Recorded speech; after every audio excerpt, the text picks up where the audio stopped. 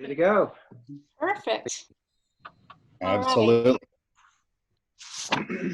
All right. Well, good morning, everyone. Thank you so much for joining us for our Climate Resilience Roundtable this morning. And my name is Sharon Main. I'm the Director of Climate Resilience of the Community Environmental Council. So just a little bit of housekeeping here. We are recording our session here. It's going to be the main room, including the chat, but not the breakout rooms. So when you go into the breakout rooms and have those conversations, those will not be recorded other than what we document in our documents. Please mute your sound when you're not speaking, and particularly with the presentations. Any comments or questions, you can certainly put those in the chat. We'll also be putting instructions and any sort of prompts that you might need in the chat. But today we're actually using a Google Doc, which we have a link to that in the chat. And we ask that all of you go to that now. And it's got the agenda in it. It's going to be an important document for the day. It's got the agenda in it right at the top. But if you scroll down a little bit, you'll see a place for the roll call. And please put your name and your affiliation and pronoun if you'd like to use that, and any gratitude you're feeling for today. We will use this document in the breakout rooms. We'll also, this is where you can put questions of the speakers, and then we'll try to get back to you through that way. Again, you can also use the chat, so feel you can work either way on that. If you have any questions or needs, myself or Iris Kelly can really help you. You can actually ask us specifically in the chat. You can click on our photo and get to us that way to send us a chat. So feel free to direct any questions or any needs to us. So I want to just prime us for a little bit for the day. Kind of give us an overview of what we're going to be talking about. Today is our third in a series of climate resilience roundtables. We started these last year with our wildfire and smoke event in November. We had a sea level rise and flooding event in March, right before the COVID-19 shutdown. Our goals of these roundtables were really to connect those folks working in climate planning and resilience so there could be some better collaboration and more working together. We really wanted to build trust and see if we could actually, again, kind of garner some more collaborative efforts. And ultimately, we really wanted to help frame a collaborative vision for what Santa Barbara County climate and disaster resilience would look like, and some actionable steps that could be taken up and incorporated in many of the planning efforts that are happening. And while many of the great agencies and nonprofit efforts are working on key pieces of the resilience puzzle, from mitigation to adaptation, emergency response, and even climate justice, a lot of times these efforts were outside of maybe somebody's normal field of thinking. If you're working with homelessness, for instance, or if you're working in social areas, you might not know that these efforts were happening. And so we recognized certainly a need to expand the conversation and bring more stakeholders into the conversation. Oftentimes there were only a few representatives that were tapped to participate, and it just really wasn't getting the breadth of input that was really needed to create a real community resilience plan. So the key goals have really been, as I mentioned, is to go deeper and to try to understand a broader perspective of what we need to have a truly resilient community. Recognizing this need that we were perhaps missing some voices, very important voices, are those from more vulnerable populations, those from undersourced or underrepresented communities. They're often the most impacted by climate disasters and crisis, and often last to recover. So these voices are often also missing from the planning and resilience design process. So that was really our purpose today, to help try to lift up some of those voices and perspectives. So today we're going to hear from Dr. Linda Rudolph, who's our keynote speaker, who will help frame some of this conversation. She's looking particularly at climate change as a health emergency. And we'll hear some personal stories that will help kind of root us and connect us to the why of this work. We have the expertise of Carl Palmer and Carrie Capel of Legacy Works, who will be our facilitators today and will help us through the breakout sessions and really help us as we contribute our voices and stories and ideas to potential solutions. So again, the agenda for today is in the Google Docs. We will have a 5-minute break. We are going to go through this all pretty quickly. I want to take just one brief moment before we start for an acknowledgement. We are, of course, on the lands that were historically Chumash lands, and I want to pay respect to the Chumash elders, past, present, and future, who have called this place home, and really ask that we follow in that tradition of coming together and growing as a community. I'd like to thank the Chumash community for their stewardship and really welcome their wisdom as we seek a healing path for all people and the earth. So, a moment. Great. All right, so I want to run through just a quick little exercise. We don't have time to go around and do introductions, but I think here's a nice quick way for us to do that. So I'd like everybody, and Iris, you can take down that slide now if you would. I'd like everybody to go ahead and go to gallery view, which is that little corner squares up in the upper right-hand corner of your Zoom. Everybody just click onto that so that we can see everyone, see the pictures. And if you see on the right arrow there, you can click to the other pages so you can really start to see everybody who's joining us today. Great. So I'd like us to now, I know it's scary, everybody go to your bottom left where your mute is. You'll use that occasionally, but also stop video right now. Everybody just turn your video off. So we're completely blank screens. Great, great, great.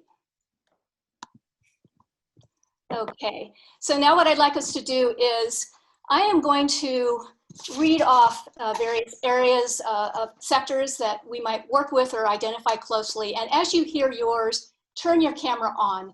And that will allow us to really see who's in the room and give us a better sense of the day. So if you're involved with climate crises or environmental sustainability work, whether government or nonprofit, turn on your screen for us. Let's see you.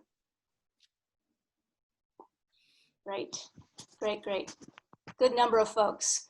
All right, if you're involved with disaster planning and resilience, turn your screen on. Let's see you.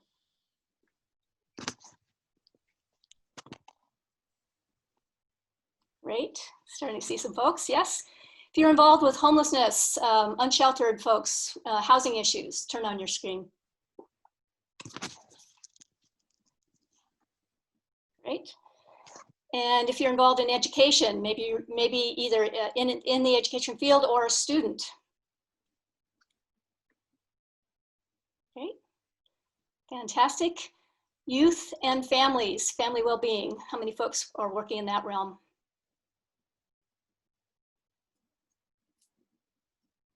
Great. Public and mental health.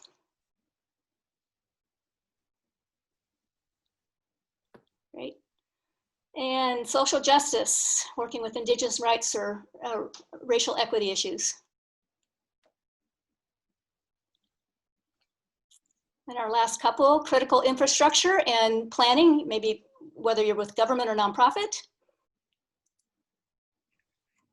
And then finally, last, and we usually do this first, but other, so we'll say our elected officials, I know we have a few, or foundations, or even some of the NGO or government leadership that might be here today. Great, so everybody should have their screen on now. Fantastic, if you, great. John, Clark, I don't see your screen on. I did it. Oh. There you go, okay. And sorry, this is Shannon. I work for a city and I don't have a camera on mine, so. Okay, all right, we'll give you that. So. Thank you. Okay, great. Well, thanks. I hope that gave you a nice sense of who's in the room and how our conversation is going today. So with that, I'm going to jump into the program, and I'd like to introduce Sigrid Wright. She's the CEO of the Community Environmental Council, and I'm just going to leave it at that. So, Sigrid. All right. Well, welcome everyone. I'm happy to see you all. I've been scrolling through and looking at little boxes and and trying to readjust and welcome you. I want to provide a little context to this moment that we're in, this very strange moment. Sharon mentioned that we've already done a couple of in-person resilience roundtables, and but more than that, it was interesting. When we did the wildfire and smoke roundtable in November, we did that against the backdrop of skies that were filled with smoke from the Maria fire. And Erin Arlen Janae and many of the county leaders will recall that they were dealing with air quality warnings at that time. And in our second resilience roundtable in March was held in the wake of the winter king tides, which gave us a sneak preview of what's to come in terms of flooding. And now here we are just 5 months later, and honestly, it feels like 5 years since we last were together in person. And we're gathering to look specifically at how climate change unequally affects vulnerable communities, particularly the health of these communities. And once again, we're living that experience while we gather. For example, we know that of the 6 climate threats that have been identified for our region, the one is an increase in extreme heat, which Sharon also mentioned. On the Central Coast, extreme heat is defined as 5 days in a row over 85 degrees. And the reason that number is kind of low for our region is we just don't have the infrastructure in place for cooling systems the way you might in the Inland Empire. And this is more than an academic discussion. If you were to check, I checked this morning about an hour ago for the weather forecast for North County and Santa Maria showing extreme heat for the next 7 days.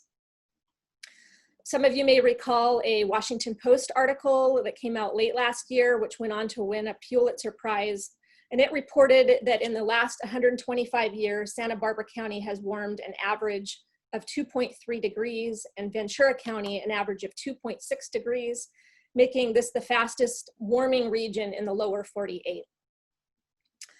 With extreme heat, maybe more so than other climate threats, we know there are significant inequities, and particularly it impacts the very young, the very old, frail populations, people of color, homeless, low-income communities, and people with underlying health conditions.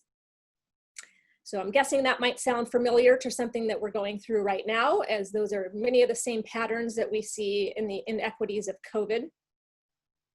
And that's one of the purposes of doing these roundtables, is to explore how the climate crisis creates overlapping and cascading effects. These are not siloed events or siloed situations. And of course, we're dealing not just with the climate crisis and not just with those 6 threats for our region, but we're dealing with multiple intersecting crises at this moment in time. Some of these have obviously been around for a while, but their recent naming is a significant step towards action. In fact, we are now navigating 4 named crises just in our, well, not just in our region, but in our region. The first to be named locally this year, or in December, was the climate emergency, which was declared as an emergency by the County of Santa Barbara, thanks to the advocacy of groups like Climate Mobilization and the Standing Rock Coalition.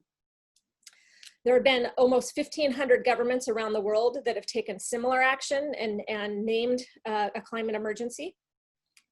And the next, of course, to be named this year was the pandemic, a global pandemic, officially recognized as a public health emergency by the county in March. And then roll forward to an economic recession, which has been obvious for several months by double-digit unemployment and other plummeting economic indicators, but was officially named a recession in early June. And then racism, which has been around in this country for at least 400 years, since the beginning of colonization of the US. And I'm personally very heartened to see racism be named as a public health emergency. It was recognized as such by many local governments this summer. So if that gets your heart rate going, that means you're in the right room. And that's what we're going to be digging into today. For anyone who's worked in the environmental movement for any length of time will come to the realization that the roots of the climate crisis can be found in our social and economic systems, which have historically been based on the extraction of resources and the exploitation of people. So I jumped right into it this morning, and I will say there's no simple fix-it. There's no technological silver bullet to what we're dealing with. Systems change is messy and difficult. And perhaps you've heard that phrase, to change everything, we need everyone. including the voices who haven't always been in the room or have, in some cases, been deliberately kept out of the room. We need all voices to design the response that's more than just bouncing back, but actually bouncing forward.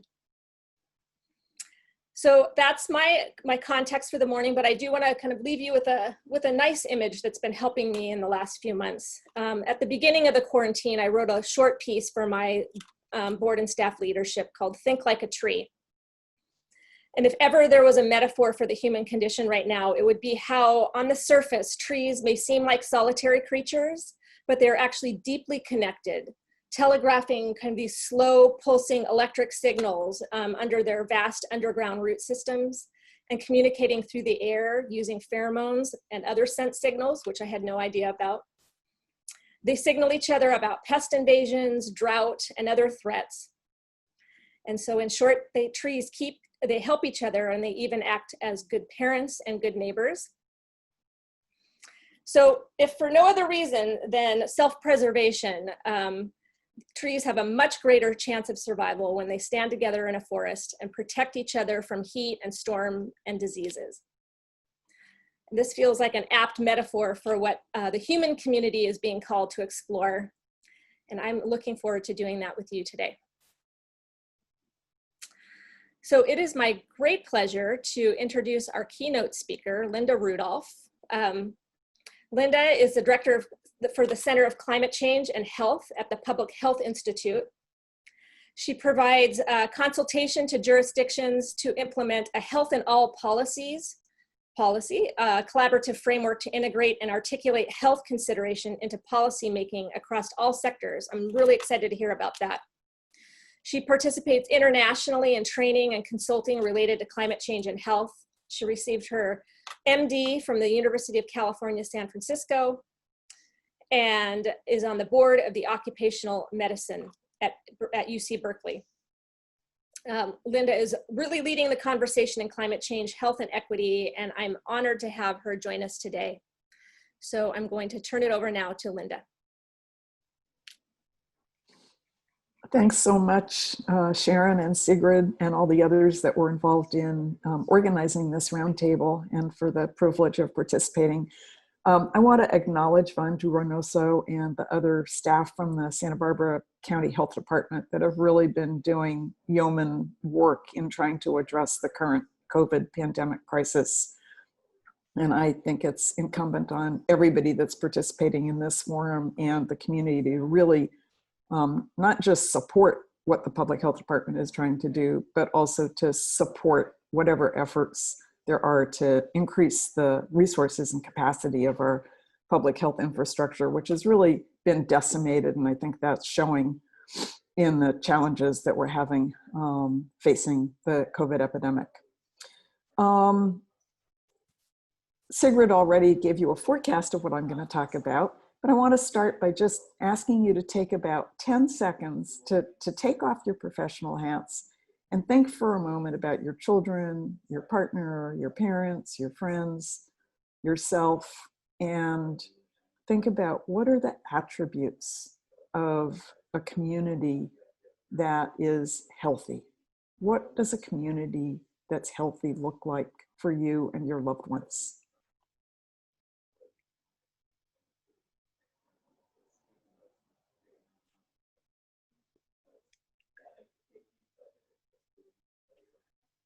Next.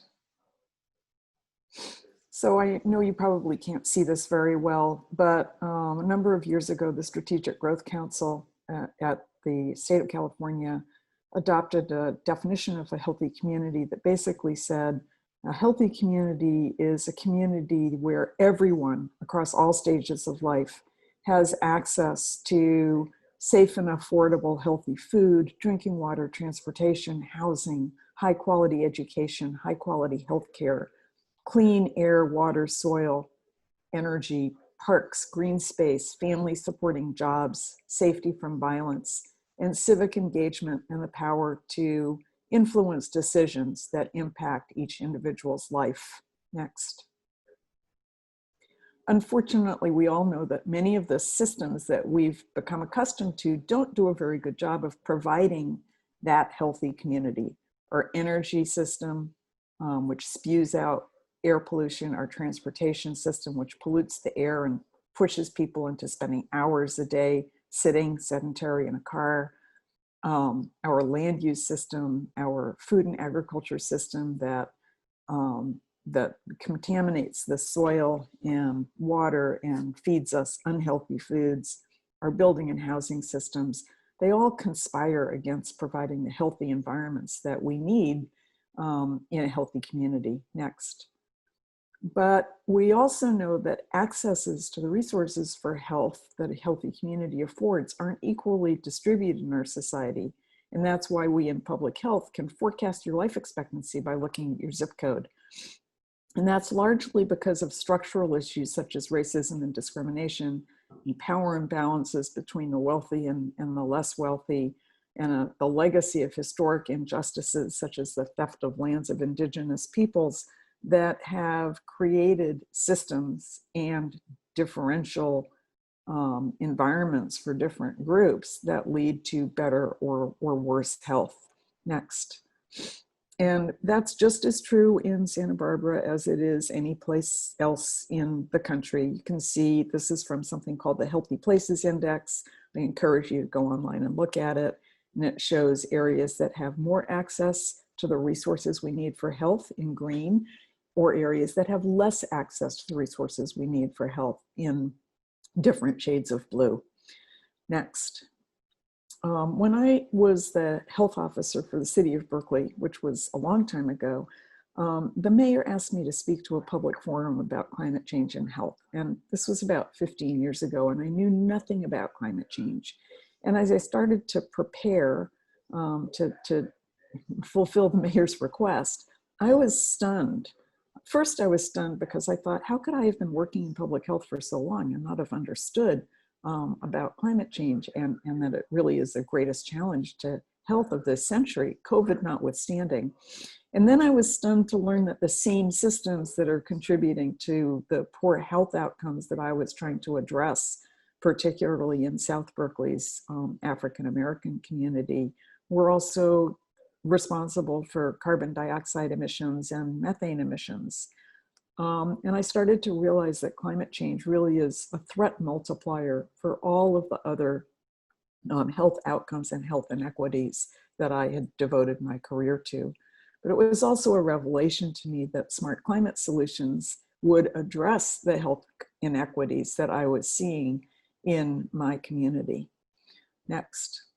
Unfortunately, partly due to the millions of dollars that the oil industry is devoted to obfuscating the truth, too many of our leaders have failed to heed the warnings of nearly all of the world scientists that we are running out of time to avert catastrophic climate change. CO2 levels are higher now than they were last year or the year before that or the year before that. In fact, they're the highest that they've been in millions of years. We're on track to far exceed the 1.5 degrees centigrade warming that the Paris Agreement seeks to stay within, and every day of delay makes it harder to avert climate chaos. Next. We're clearly seeing the impacts of climate change here and now on our health. Wildfires, extreme precipitation, coastal flooding, extreme heat. There's been 5 major reports, national and international, in the last couple of years that document a wide array of impacts of climate change on health, and also how these health impacts disproportionately affect people of color and low-income communities, and disproportionately impact the global South versus the global North. These reports demonstrate that the warmer it gets, the worse it will get. And they also talk to the fact that climate actions potentially have massive health benefits. But most importantly, that if we don't take transformative action in these key systems with great urgency, that we risk catastrophic effects on human health and well-being, and possibly on the survival of human civilization. So in essence, these reports are telling us that climate change is not just a global health emergency, it's literally an existential threat because it threatens our air, our food, our water, our shelter. Next. So I want to look at a little bit at what makes people and communities more vulnerable or more resilient in the face of the threats of climate change to health and well-being. Obviously, there's differences in exposure to climate threats. People that live on the coast are more at risk of sea level rise than people that live in the mountains.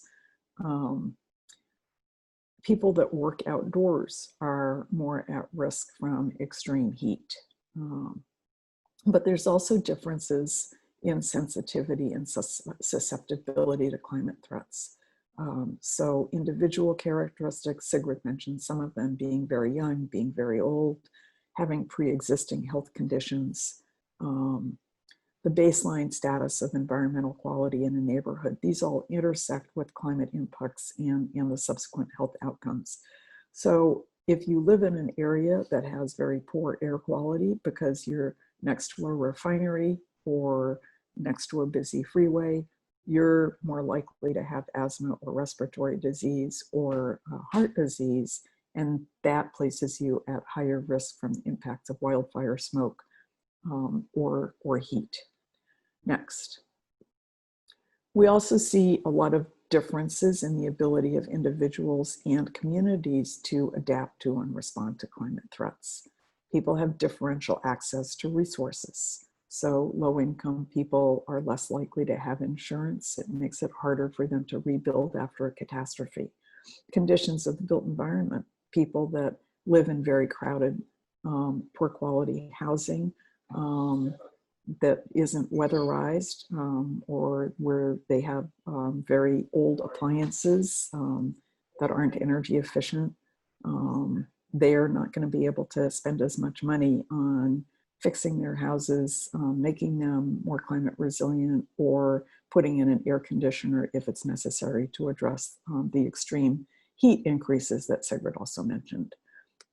We see socially mediated capacity to reduce risk and prepare effectively, and I'll talk about that a little bit more. We've also learned that social cohesion, the ability of communities to really come together and work together, has a big impact on what happens after a disaster. So both in Hurricane Katrina and in Superstorm Sandy, we see documented differences in the ability of communities to function and restore themselves after those disasters that were, even in communities that had the same impacts of the hurricane itself, had really different levels of social cohesion, and those with better social cohesion did much better. And finally, what kind of safety net resources, what kind of public health and emergency response infrastructure we have can really make a difference to what happens in a disaster. Next. So it can hardly come as a surprise to you that these vulnerability factors are not equally distributed across neighborhoods and communities, resulting in what my colleague Rachel Morello-Frosch has termed the climate gap.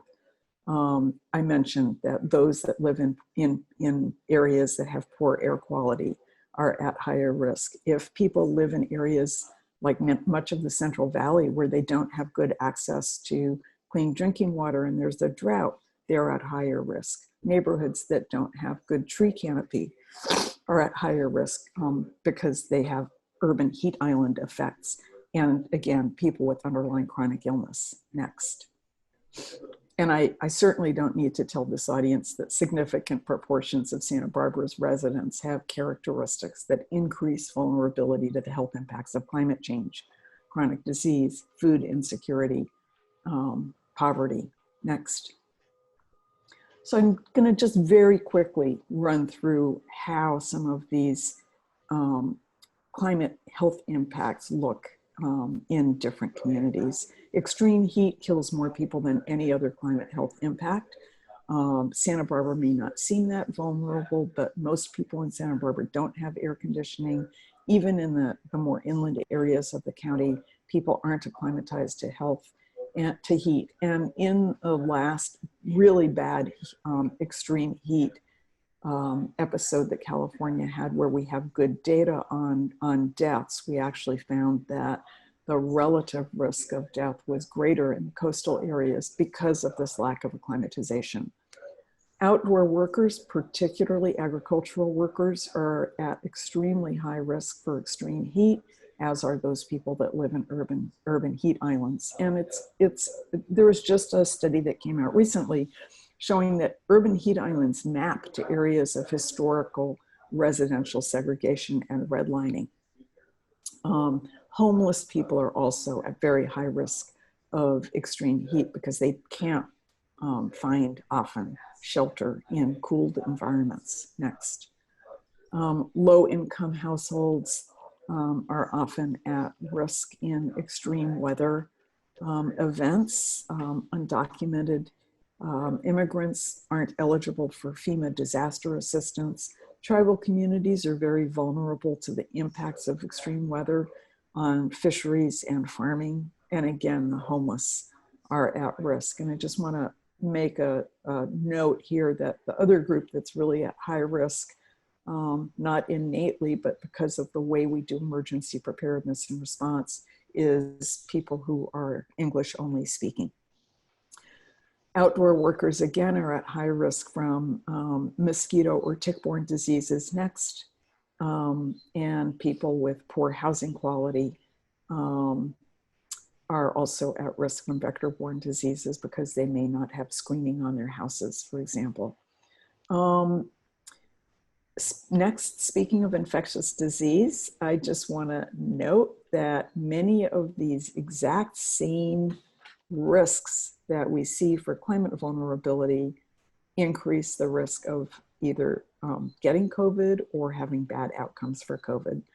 So we've heard a lot about, severe clusters of COVID in workplaces. We're seeing this again in agricultural workers, people who are essential to putting food on our table, but who aren't working in conditions that protect them, who are, forced to get to work in crowded vans and so on, and people who have underlying illness, which, as we've talked about, occurs more frequently in low-income communities of color because of their exposure to these other factors that lead to poor health outcomes.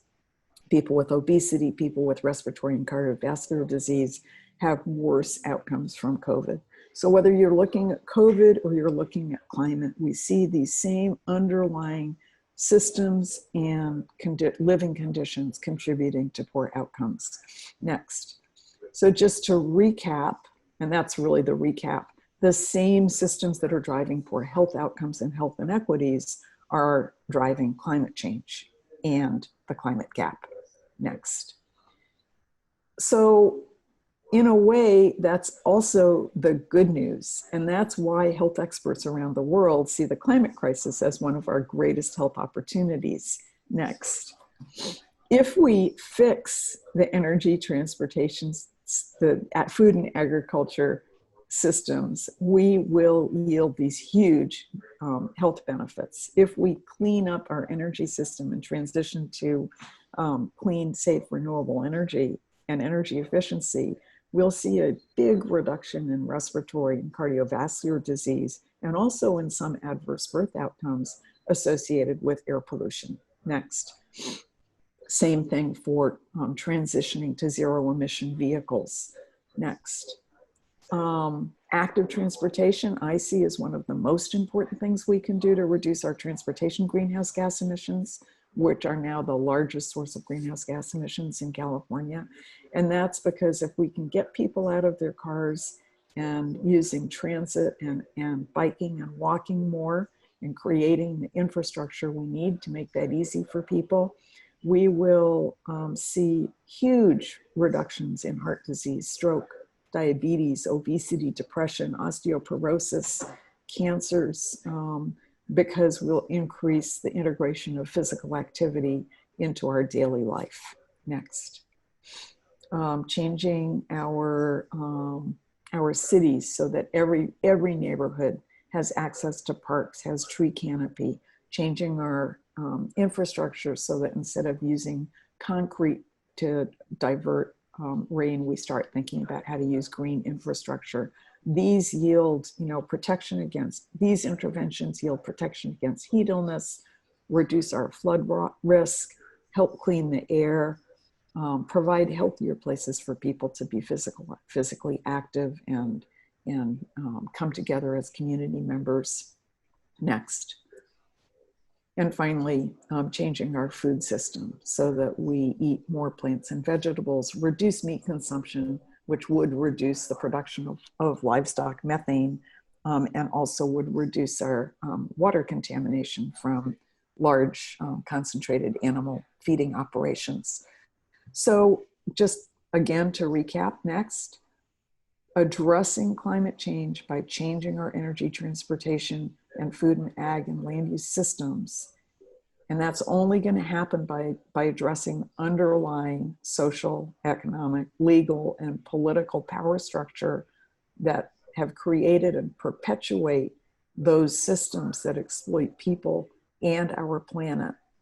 If we address those things, we can address the climate crisis and achieve huge improvements in health and create the kinds of healthy communities that I hope you were thinking about at the very beginning of this discussion. Next. So that really underlies my view of what it means to build climate resilience, which is the capacity of a community to anticipate, plan for, and mitigate the risks and seize the opportunities associated with environmental and social change. A healthy community is a climate resilient community. Next, we used to think about resilience as bouncing back. How do we bounce back to our prior status after some kind of a disaster? And that also often meant making marginal changes that didn't fundamentally reduce vulnerabilities, particularly vulnerabilities in the most impacted and least empowered communities.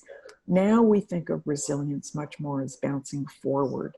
And that requires more openness. It requires really being willing to see climate change as an opportunity to change the social, economic, and political structures that have promoted inequalities and climate change, and to invest in systems change that promotes health and well-being and favors the health of communities and people over the profits of large corporations. Next. I want to close with a few things that I think we should have learned from COVID. We should have learned that science matters. And we knew for years that a pandemic was coming, just as we have known for years that the climate crisis is upon us. We should have learned that early action matters. Had we taken the steps that were really necessary to get a handle on COVID early, we wouldn't still be on lockdown all these months later. The same is true for climate change. Every day that we delay in really taking robust climate action, the harder it becomes to be able to avert catastrophic climate change. And we should have learned that equity is central to addressing these problems that impact our entire community. As long as we have workers who don't have paid family leave or who don't have conditions at work in which they can avoid getting sick, we're going to continue having COVID outbreaks in our communities. If we don't address equity as a central component of climate action, we are not going to be able to really fully address the climate crisis. And as long as we don't provide the power and voice to all members of our community, we won't be able to. We'll deprive ourselves of the knowledge we need for climate solutions. We have to build community power as a component of the systems transformation that's required to foster health and climate resilience. Next. So I just want to thank you again for giving me the opportunity to participate today, and I look forward to hearing the rest of the conversation. Thank you. Thank you, Dr. Rudolph. That was a remarkable reflection from breadth of perspectives that you bring to the table. I'm particularly grateful for being able to see the climate crisis and the health crisis, the intersectionality of both the challenges, but also the opportunities there. Really is a perfect lead into our conversation today. Thank you. For those, I'm sure people have questions or reflections, please add those to the chat. We don't have time in our schedule today, unfortunately, for a Q&A session, but Dr. Rudolph has agreed to field those questions as she's able, either in the time we have today or hereafter. And we're grateful for that. Thank you again, Rudolph. So my name is Carl Palmer with Legacy Works Group and part of your facilitation team for today, along with the CEC team and our steering committee.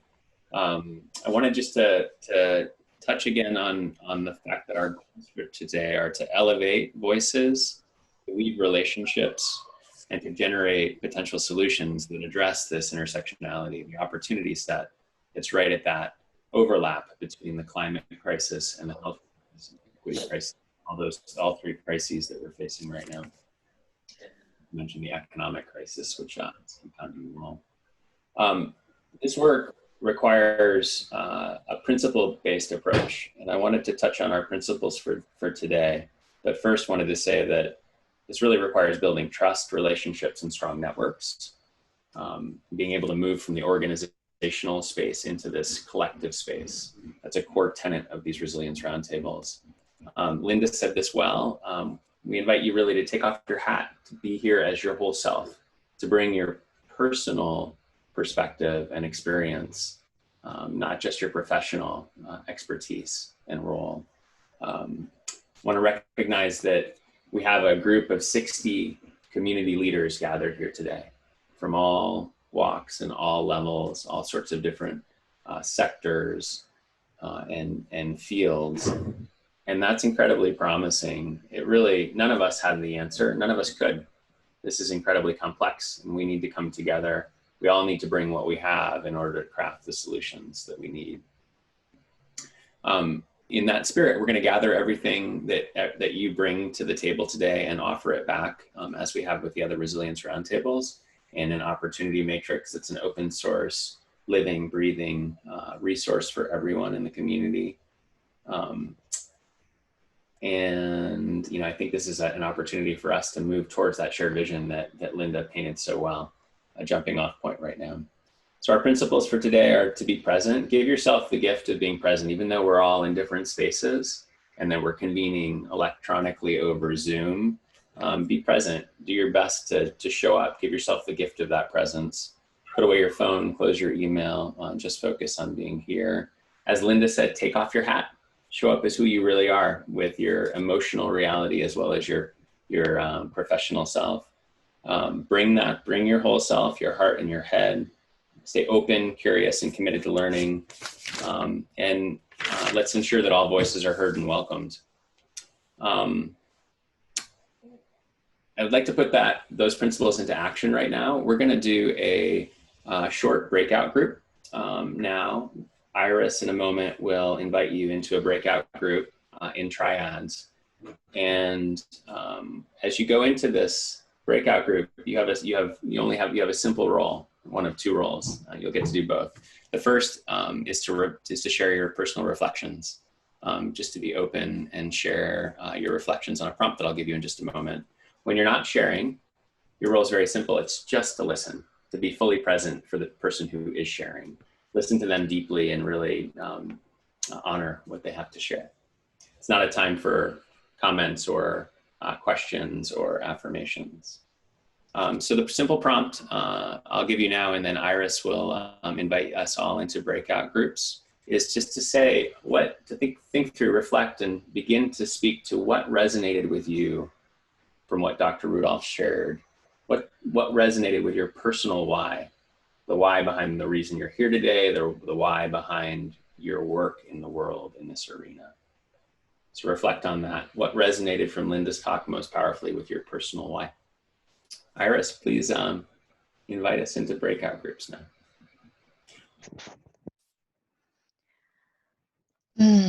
Maganda umaga, everyone. My name is Michelle Irabon Sevilla, and I'm a field representative for Assemblymember Monique Limon. And I also am very honored to serve on the steering committee for the Climate Resilience Roundtable series. As we just engaged with, hearing the personal stories and experiences of people who have lived through a disaster or crisis helps us better understand what is needed to support the people on the front lines of climate disasters and crises. They know what is needed for them and others like them to be better prepared and more resilient for the next disaster. These people are the true experts, and we can learn from their experiences as we consider community resilience. We'd like to share 3 perspectives on climate-related vulnerabilities, each just a few minutes long, up to 3 minutes, just enough to give you a window into their challenges. One story is a personal experience from a disaster, and the other 2 will share stories from the frontline community members that they serve. First is Emily Allen, Director of the Homeless and Veterans Impact Initiatives with Northern Santa Barbara County United Way Home for Good. Take it away, Emily.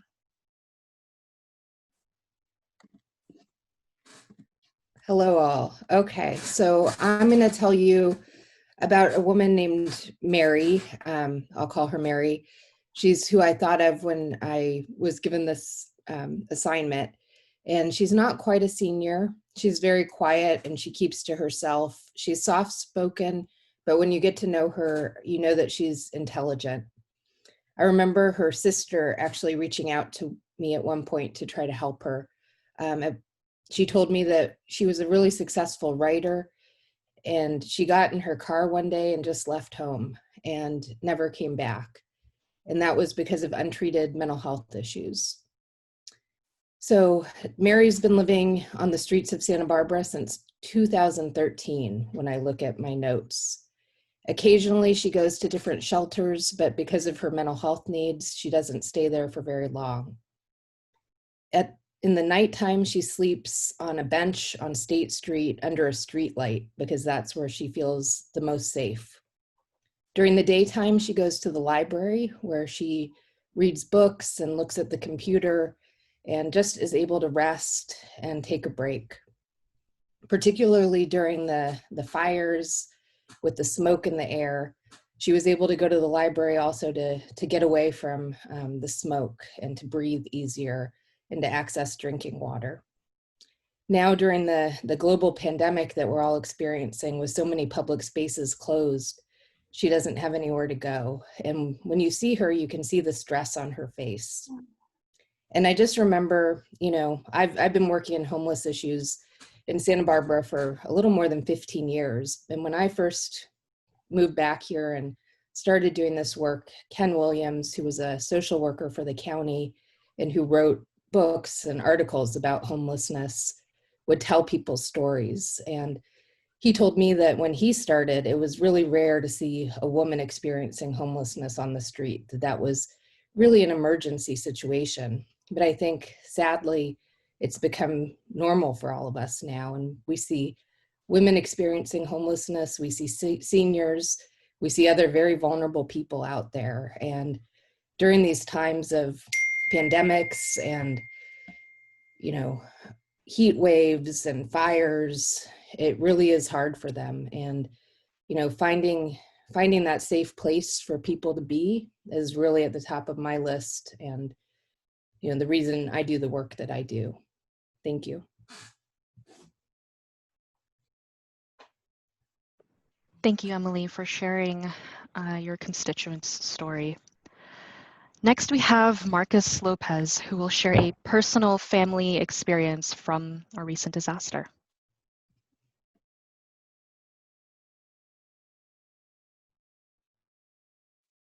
Aku, good morning, buenos dias. My name is Marcus Lopez. I am from the Barbarino Chumash Tribal Council, and I used to live on 1267 East Valley Road in Montecito.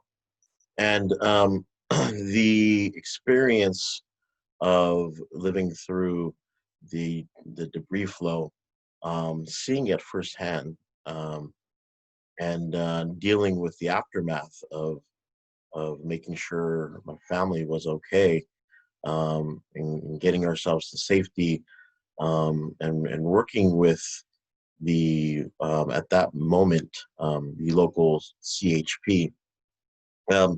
It's a story that I wish to share in greater detail in a further discussion. But this forum here is definitely important that we talk about the environment, how we talk about the policies that are to be in place that affect the environment, and how we talk to our elders, our consultants, to consult, because we know some proper management and proper styles in which we can prevent disasters in the future that affect not just those of lower incomes, but all of us. And I look forward to having that discussion and dialogue with everyone, and sharing personal story of the mudslide. Thank you very much. Thank you so much, Marcus. And finally, Alan Diaz Correa, Community Ambassador at the Community Environmental Council, who has been working with frontline workers during the COVID-19 pandemic. Good morning, everyone. Me and Ana Rico are both community ambassadors with CEC, and through CARE, we've been able to do a lot of outreach to these frontline communities. One of the things that has been made pretty obvious today is just the intersection of health and climate change, and how it really affects their day-to-day lives and kind of makes it harder. These are just 3 voices that we've talked to the past couple weeks, and we just want to share a little bit of their stories with you guys today. Thank you.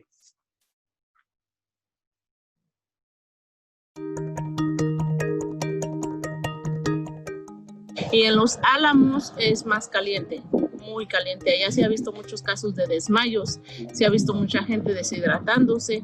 Es difícil trabajar en el campo. Como le digo, de por sí el clima ya es un poquito caliente. Y muchas de las veces las personas están en estado de embarazo, muchas de las veces las personas tienen alguna condición médica que sí les afecta.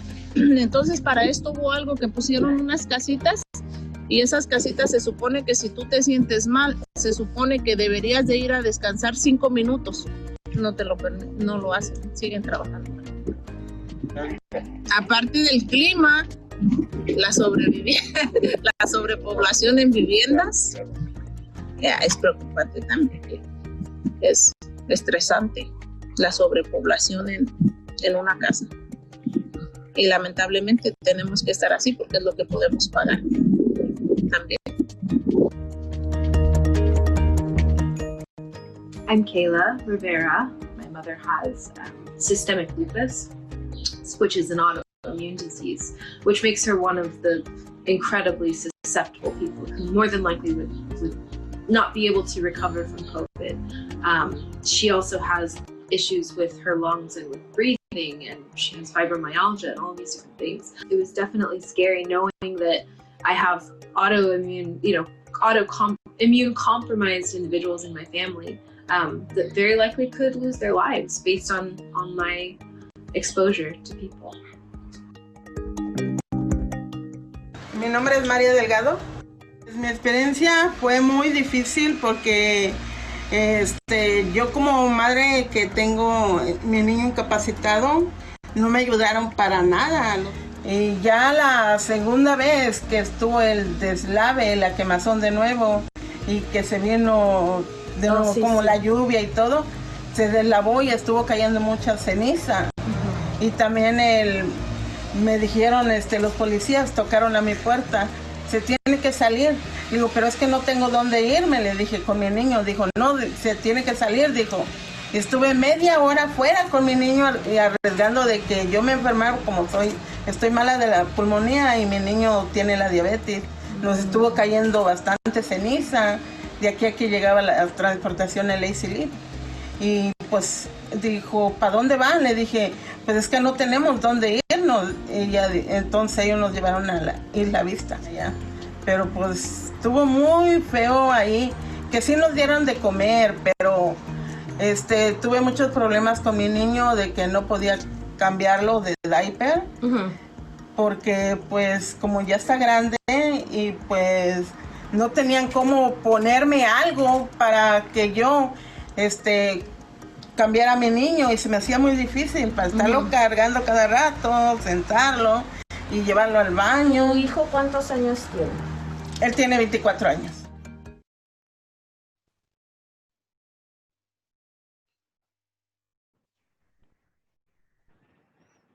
Thank you, Emily, Marcus, Alan, and Anarico for sharing those powerful stories with us. I would now like to introduce Garrett Wong, Climate Program Manager for the County of Santa Barbara. One of our goals with the Roundtable series is to connect and align with the climate-related efforts underway. Garrett will highlight some of these opportunities to influence planning activities.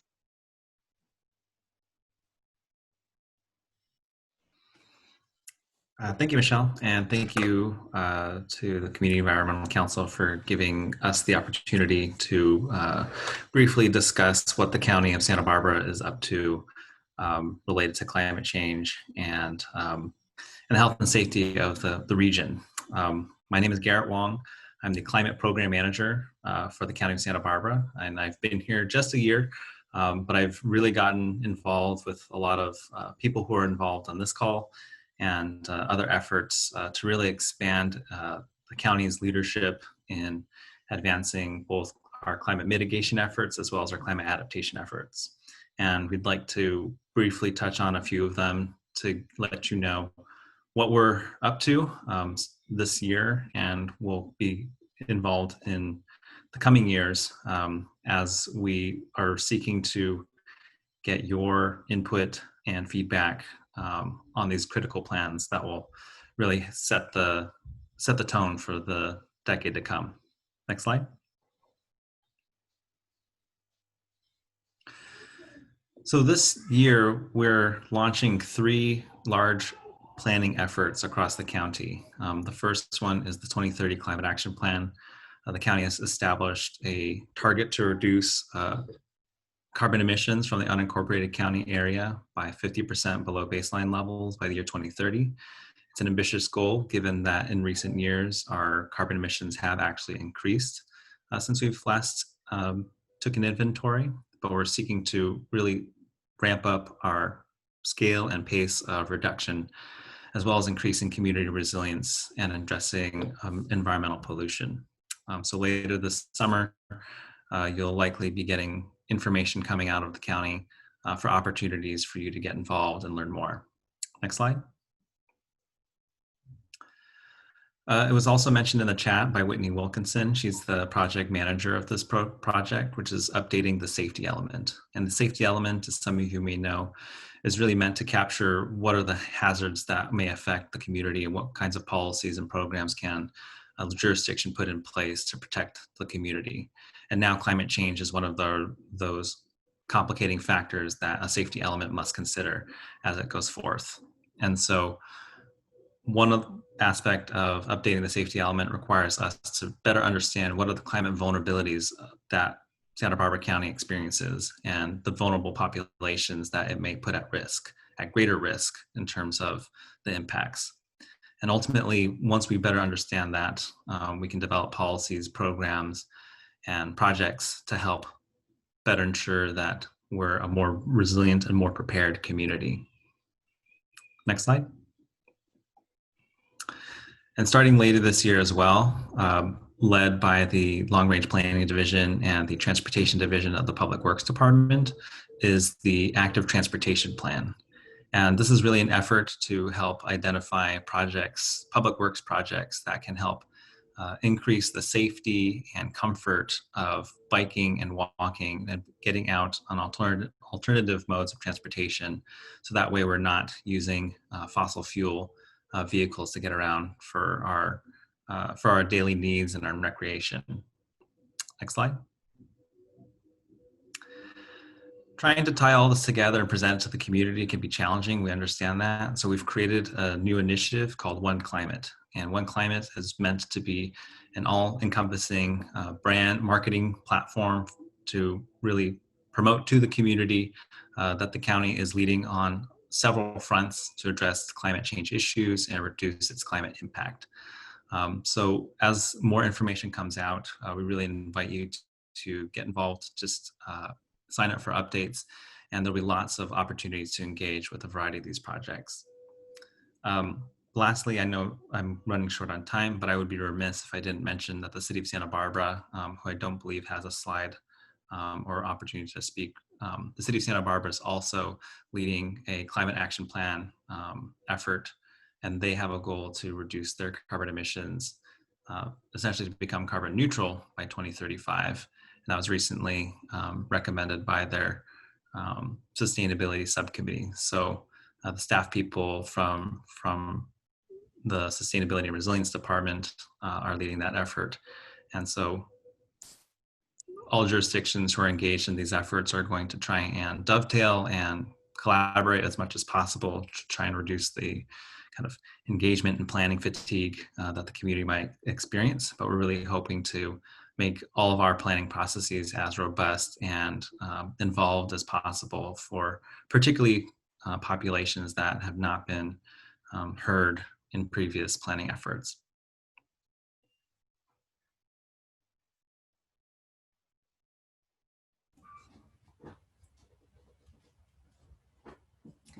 Thanks so much, Garrett. I'm Carrie Capel, a member of the Legacy Works group team, and I would like to set us up now for some deeper conversation about these issues. Thank you so much to each of our speakers and panelists for sharing their pieces of this complex puzzle. We know that you all also hold pieces of the wisdom that we need to solve this as a community. So the conversation that we'd like to have now is really about what you see as most important for building resilience in the face of these complex and compounding challenges, especially for those that are most vulnerable to these threats. Those you represent, those you work with, those whose voices maybe aren't represented in this room. So given all that you've heard this morning that summarized the challenge ahead of us and the big opportunity to both improve health and equity while addressing the climate crisis, we want to ask you what you see as most important to prioritize for our county. What should we be focused on investing in? What should be elevated in the planning processes that Garrett just laid out for us? And what should be on the agenda of all the nonprofits, networks, and collaboratives that you all represent here today? So if you are in the shared Google Doc, we're on page 10, and there are a few questions that I'm going to ask you to take a minute to just reflect on silently before we go into breakout groups. And these next breakout groups will be a little longer. You'll have more time, and they'll be a little bit bigger. So you'll have 5 or 6 people a chance to chat with more folks from our community. So the questions to reflect on: what must we pay attention to? What can we not ignore in order to build climate resilience with the communities that you work with and represent? What are your best ideas for enhancing resilience and addressing vulnerabilities? What do you see as the top priorities for investment? And where do you see opportunities for collaboration? It may be that one of these questions resonates with you more than another. Just go where it takes you. You don't have to have an answer to all of them. But take a minute now to just silently reflect on those.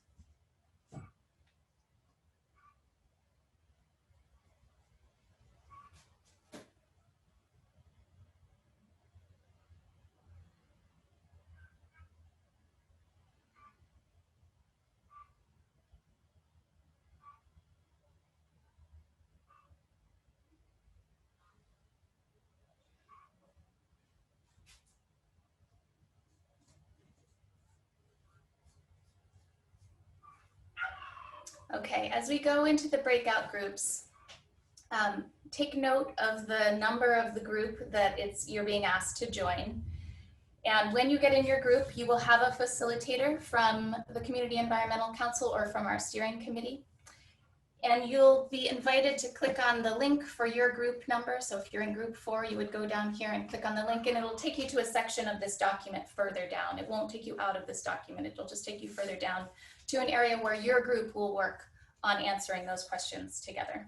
And your facilitators will tell you more when you get into your group. I think that's all you need to know now. Iris, are you ready with the breakout groups? Ready to go. Okay, please click the blue join breakout room group and button and note your number. All right, as you're arriving back in the main room, take a moment to scan through the Google Doc, not just your own breakout group, but the other groups as well. As people all arrive back here, take a moment just a few more minutes. You want a few? Yeah. Everybody was really doing beautiful work there. We're so reluctant to pull you back to the main room. You're welcome to keep adding to your breakout group, but I'd also invite you, if you are done in there, +1ing and highlighting or adding more ideas, that this will be a nice opportunity to scan through the full Google Doc and see what other groups are highlighting, see where there's quite a few affirmations, +1s. So everybody just take a little moment to be with us. This is a beautiful co-creation. There's 60 co-authors to this document right now.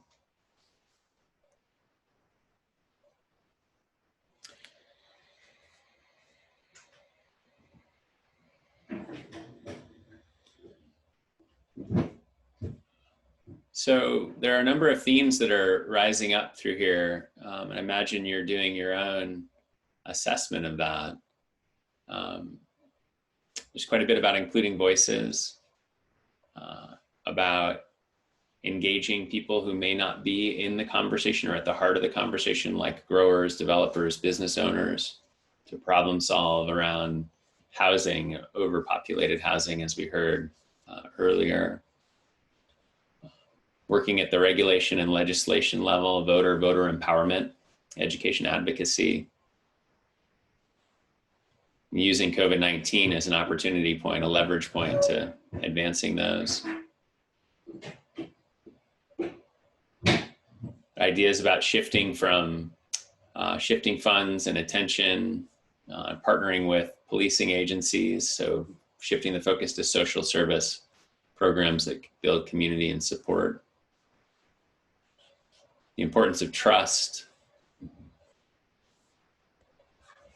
ensuring a just transition for impacted workers as we shift from one economy, an old economy, to a new economy. The importance of schools and incorporating planning and climate concerns into education efforts. Some groups took a little liberty with their highlighting, I'll have to say. It's almost impossible to pick just one, isn't it? Again, housing is rising up quite a lot at the heart of the matter here. Resilience hubs, facilities that can take care of people when they're in need and that really have what they need.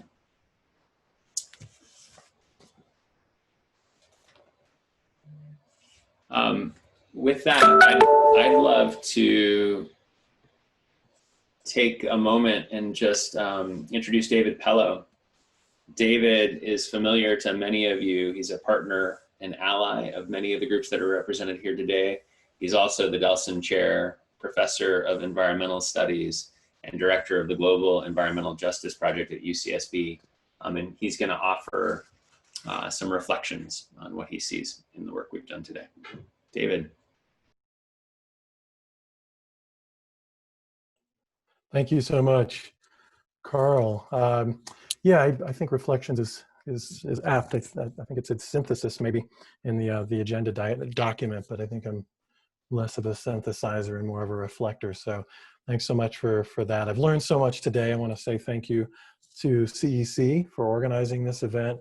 And thanks to all of the speakers for sharing their experience, their expertise, and their wisdom.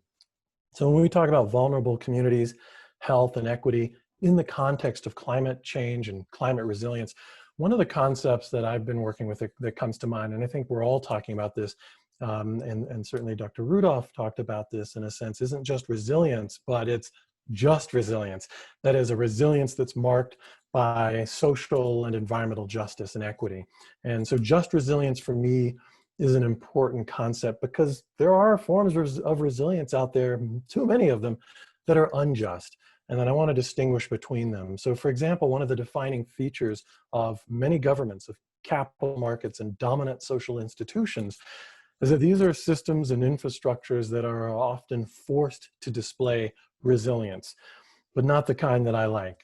They frequently deflect, they displace, they absorb, they incorporate, and they assimilate myriad challenges from various corners of society, whether it be the entry of new ethnic and racial groups, the emergence of revolutionary social movements, or the growth of political ideologies that might challenge their dominance. So states, corporations, markets, and their constituent institutions often seek to maintain their dominance through various forms of, again, what I would call unjust resilience on a routine basis. It's unjust because it maintains socially and ecologically unequal, oppressive, and discriminatory and unsustainable practices and relationships.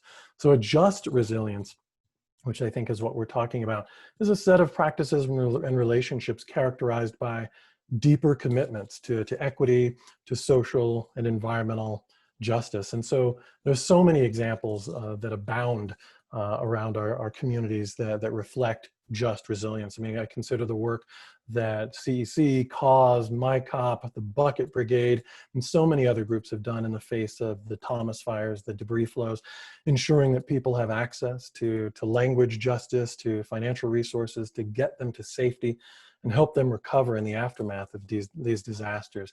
And I'm pleased that, of course, these groups have pushed to get new policy, new legislation to address those very needs. Dr. Rudolph argued that we can only address the climate crisis if we change the underlying political, economic, and social structures in this country. And I really want to lift that point up. And so she argues that in her keynote address, that resilience isn't just about the ability to bounce back, but also to bounce forward, which again means a focus on changing those underlying structures that really produce and enable either healthy or unhealthy communities. And that requires, as she noted, building community power.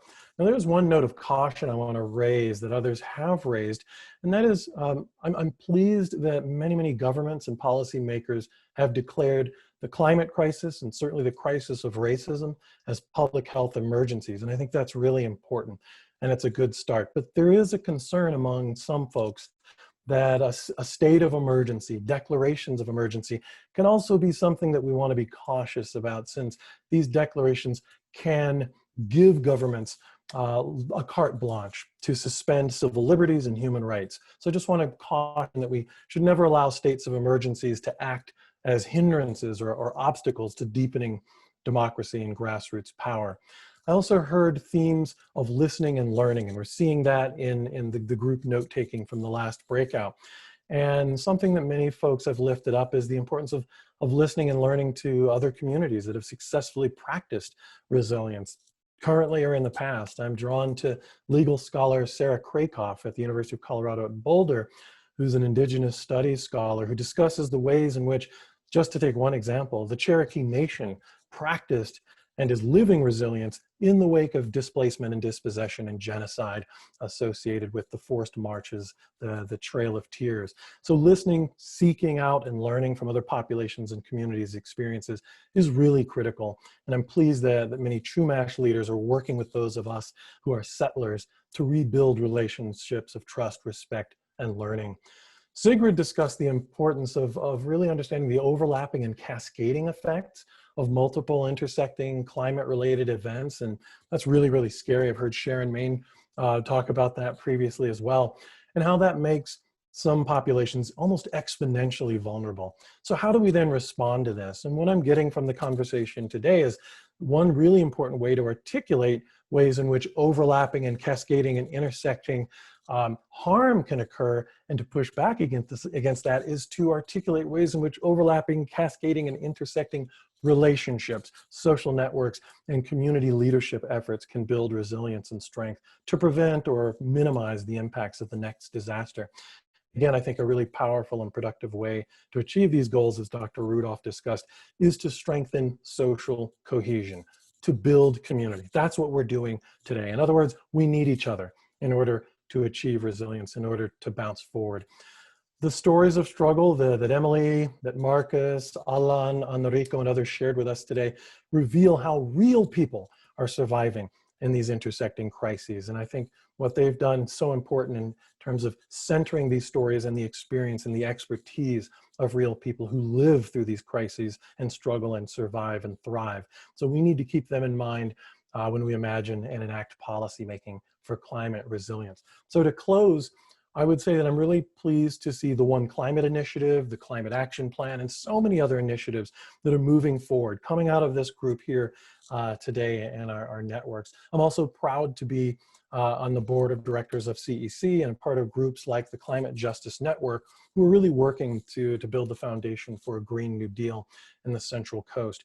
Because in this country, we've had centuries of disenfranchisement and race-based violence that have really led to a built environment that is not only compromised, but is also, as the wonderful critic and author Ta-Nehisi Coates says, this built environment argues against the truth of who you are. I'm going to repeat that. It says the built environment in which we live argues against the truth of who you are.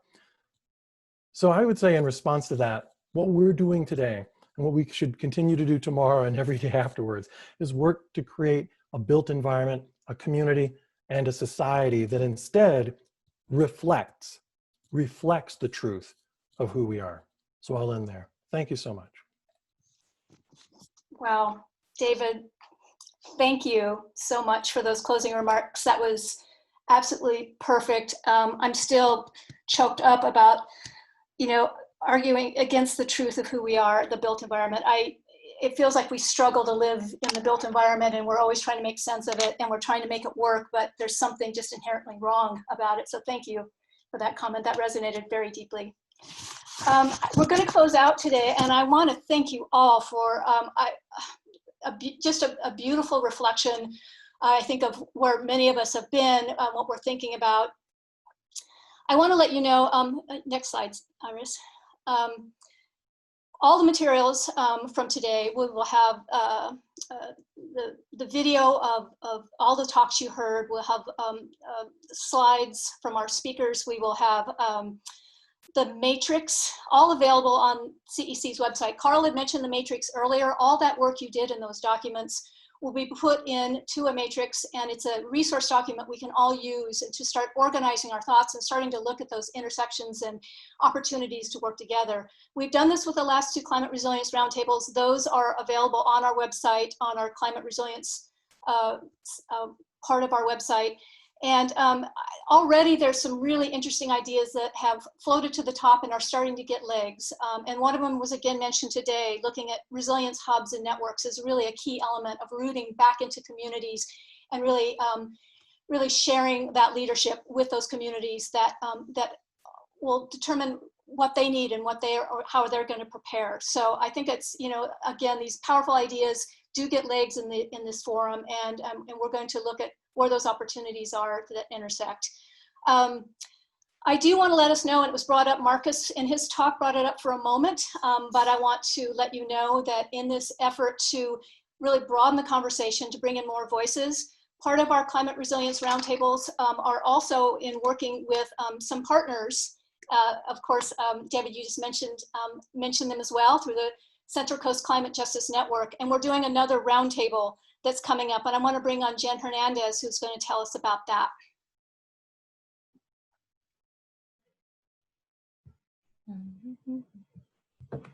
Hi, thanks, Sharon. So we would like to invite you to join us at a second virtual Climate Resilience Roundtable. This one's entitled Stories of Resilience from the Front Lines of Climate Change. And this webinar will help deepen our understanding of the compounding impacts of climate change and the other vulnerabilities that we discussed today on frontline and essential workers and Indigenous communities. We'll hear community members as the expert speakers share their lived experience in their native language and illustrate the links between climate change, health, racial justice, and Indigenous knowledge. And through their stories, we'll be able to hear about what resilience is like for different populations and what else is needed to build that cohesive, equitable, community-led response to ongoing threats.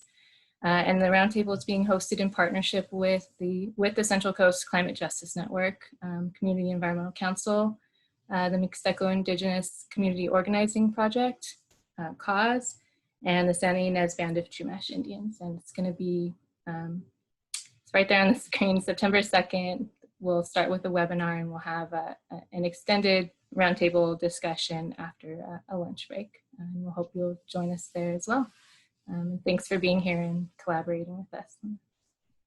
Great, thank you, Jen. Yeah, so we will be sending out an invitation and broadcasting this more broadly next week.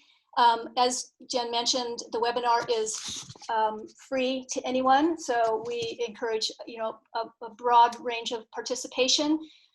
The discussion groups like these will be a little more focused, but people can sign up for both as they sign up for the event. So thank you for that. Iris, next slide, please. I want to specifically thank our steering committee today. They have really been with us and evolved this resilience roundtable from a concept of a really small little group of folks trying to collaborate to a much broader, expansive event, and particularly pivoting to this electronic format. And I have to say that there's times when they really push me when we're settling in to think this is the way it's going to be, and they'll say, not quite right, we're not there yet. So I want to honor and thank every single one of our steering committee members who've really participated and lent such great thought partners on this. So thank you so much. Next slide. Of course, we have great supporters.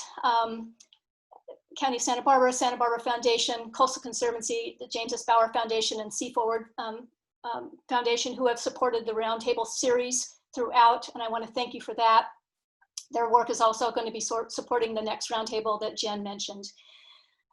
I also have to, and everybody has started to mention it in the chats, I really want to give a shout out to Legacy Works, to Carrie Keppel and Carl Palmer.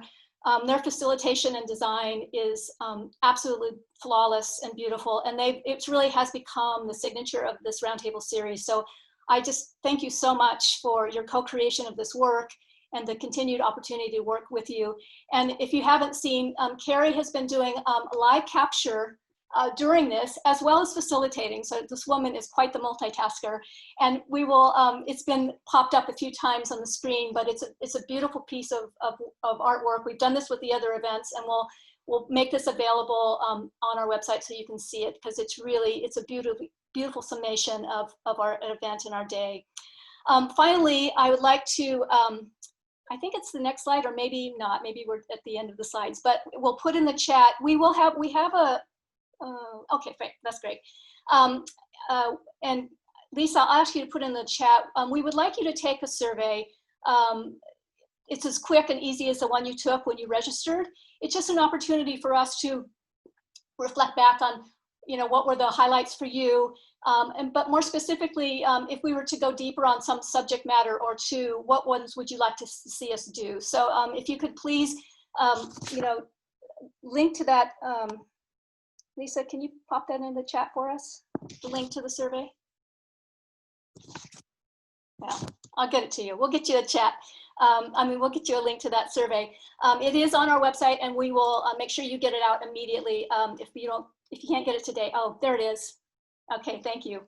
So it's in the chat now. So we would appreciate if you would, while it's still fresh, go ahead and link and take that survey. It's really important for us, and it shouldn't take you more than a minute to. It's very, very easy, designed to make it easy. So with that, I will close us out for the day.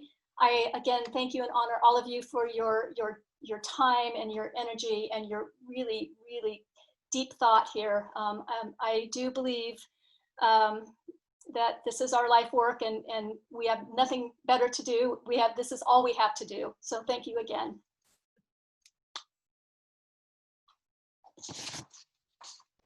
As you leave, feel free to unmute and say goodbye or say thank you, or bring your voice back to the room. Thank you so much, Sharon. Thank you so much to the whole team. This is wonderful. Much appreciation.